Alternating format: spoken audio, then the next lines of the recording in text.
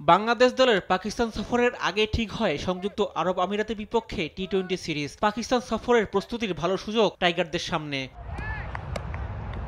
চলতি বছর এখনও সংক্ষিপ্ত ফরম্যাটের এই ক্রিকেটে একটা ম্যাচও খেলেনি বাংলাদেশ। নতুন অধিনায়ক লিটন দাসের অধীনে নতুন করে শুরু করতে চায় টিম টাইগার্স। অধিনায়ক নতুন হলেও ভারপ্রাপ্ত অধিনায়ক লিটনের অধীনে গেল বছর খেলা সবশেষ সিরিজে ওয়েস্ট ইন্ডিজকে হোয়াইট ওয়াশ করেছিল বাংলাদেশ। ফর্মে সেই ধারাটা আরব আমিরাতের বিপক্ষেও ধরে রাখতে চাইবে লিটনের দল।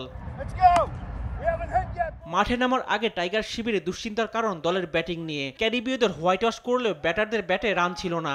বিশেষ করে টপ অর্ডারে ব্যাটারদের অফ ফর্ম ভুগিয়েছে দলকে। আরব আমিরাতের বিপক্ষে লিটন, সৌম্য, তানজিদরা নিজেদের ঝালিয়ে নেওয়ার ভালো একটা সুযোগ পাবেন।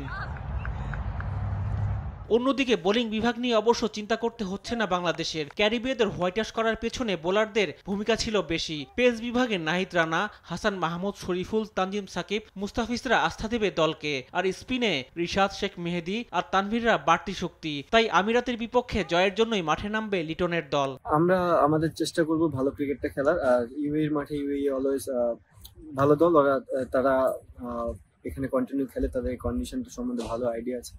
But at the same time আমাদের টিম অনেক ভালো। আমরা চেষ্টা করবো কোপ আপ করার এবং ভালো ক্রিকেটটা খেলার। অন্যদিকে গেল বছর সংযুক্ত আরব আমিরাত 26টি টি-20 খেলে 20টিতেই জয় পেয়েছে। যদিও তুলনামূলক কম শক্তিশালী দলের বিপক্ষে জয় পেয়েছে। বাংলাদেশের বিপক্ষে টি-20তে কখনোই জয় না পাওয়া আমিরাত চাইবে প্রথম জয়টা তুলে নিতে। রিফাত আঞ্জুম, দেশ টিভি, স্পোর্টস ডেস্ক।